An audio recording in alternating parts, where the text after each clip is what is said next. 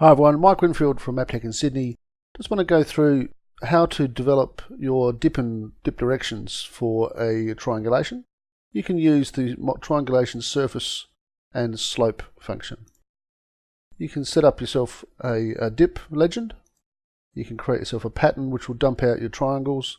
And you can also create some slope arrows with either a T-bar or a triangulation. You can customize the length and size of that. So maybe this and this.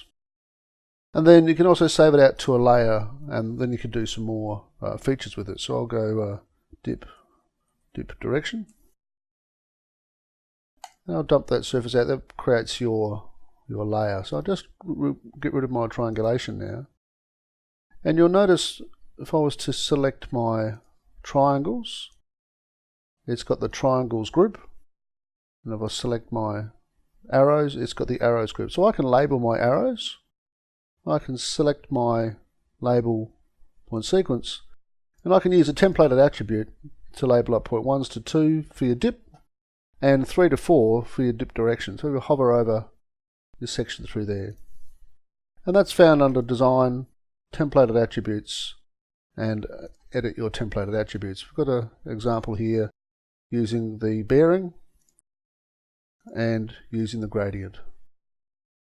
So once you apply that, you can go to Design, Templated Attributes, Assign Data, and I'll just assign to the group, which is just my arrows.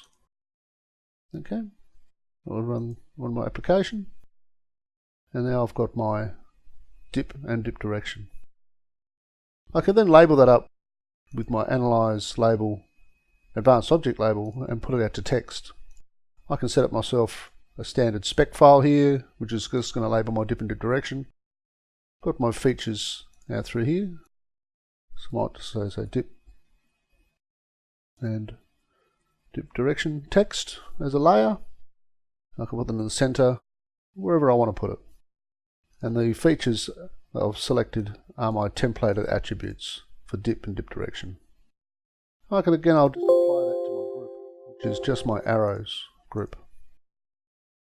And that'll label up your arrows. Nice and easy. You can also report that out. So there's a lot of extra functionality found in the model, triangle surface, and slope function. Thank you for your time.